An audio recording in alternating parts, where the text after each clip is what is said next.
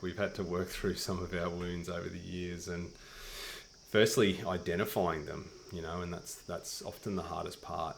Doing the work, taking the time to actually self-inquire is part of it. That, hey, this behavior that I display consistently, is this for the greater good of not only the relationship but me? Am I proud of this trait, or is it something that actually afterwards I reflect on and go, damn, why do I do that? And that takes radical responsibility and awareness right from the start.